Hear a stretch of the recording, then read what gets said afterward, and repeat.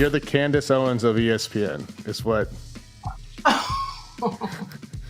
Wait, what? Where'd you read that? I forget where I read it, but it made me laugh. Wow.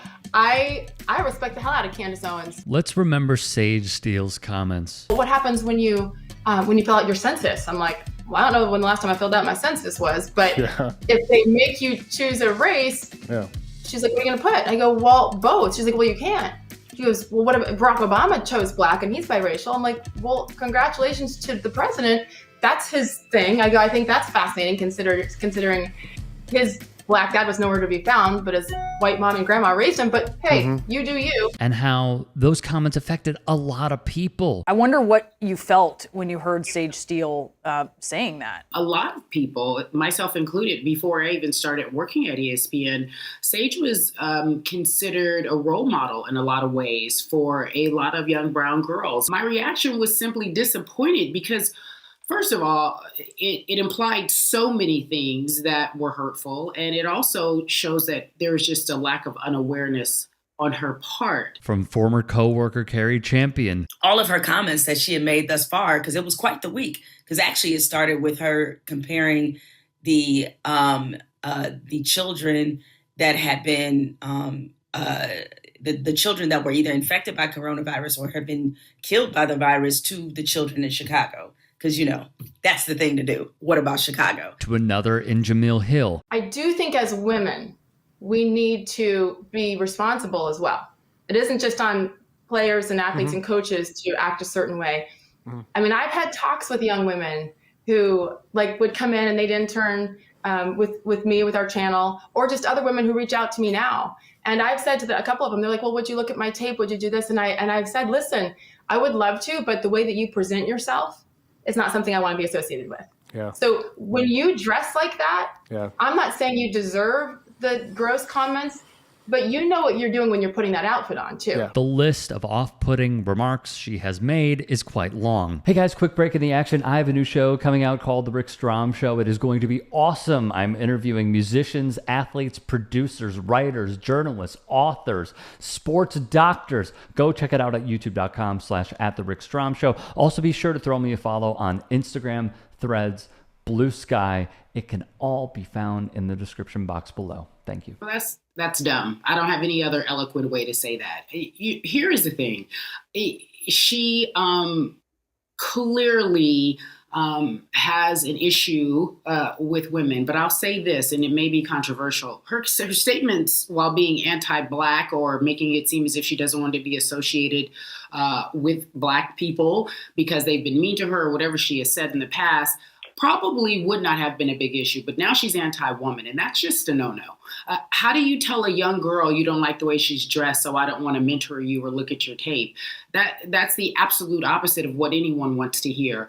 This business, especially in sports, which you even know what you do, this business in particular, which is a male-dominated business, really doesn't lend itself to be friendly towards women. So if you have a woman who's at the top of her game saying she's not going to help another woman because of the way she's dressed, to me, all that does is push us further down.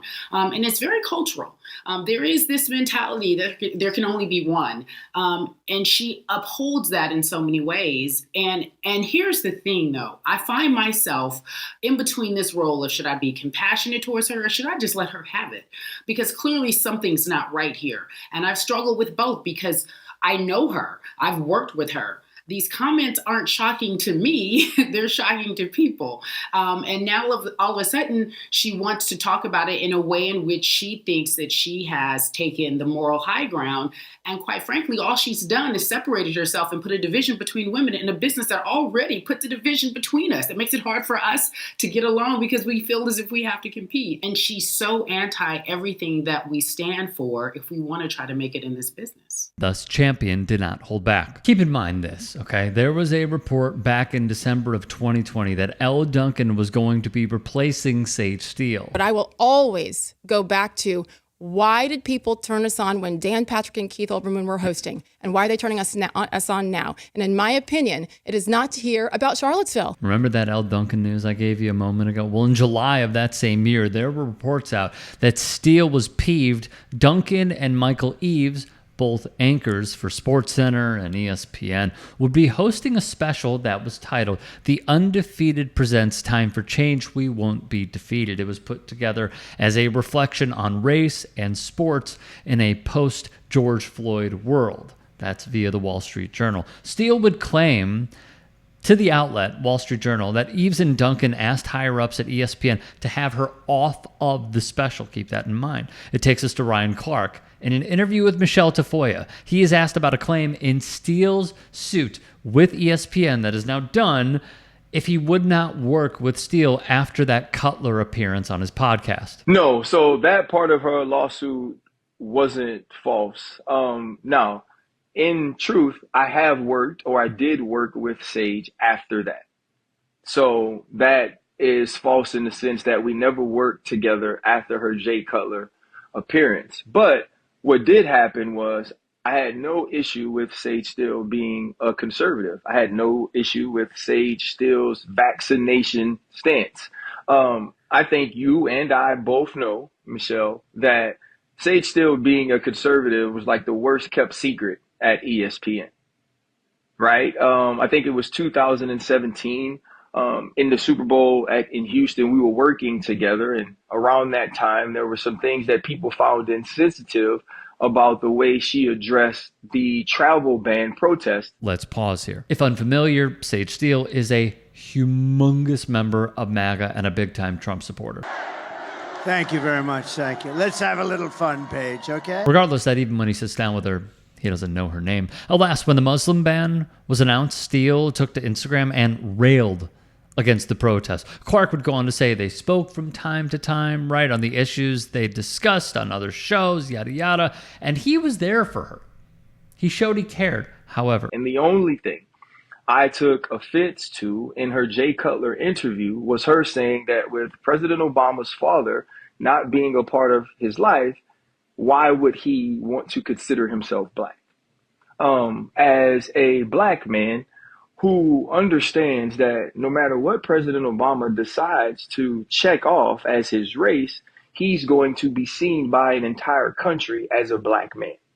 He's going to be viewed if policemen say the suspect is a black, tall, slender, light-skinned man, President Obama would fit that description. He's also a man that is married to a black woman, also a man who was raising 2 young black daughters. And I felt that that was disrespectful to say, why would someone with that blood running through their veins want to represent that culture? And because of that, I was uncomfortable in working with her. He would then ask the producers if Matt Berry could be the presenter during his segments. He says it all blew over. They worked together again, and he wishes her nothing but the best to recap that Michele Tafoya session. Here's what I'll say. I'm not surprised by any of this. Those comments were bad, they were bigoted, and they were hurtful. Why would anyone want to associate with that person? If that was your workplace and someone really inserted themselves into those sorts of comments, I mean, on the surface, it looks bad. But then to be like hee-haw with them, probably even worse. And none of the George Floyd stuff surprises me in the slightest because they knew far long before we knew. And the ultimate hypocrisy is the fact that she will say stuff like sports and politics should be separate and yet says nothing about when Trump inserts himself into sports arguments, sports discussions, etc.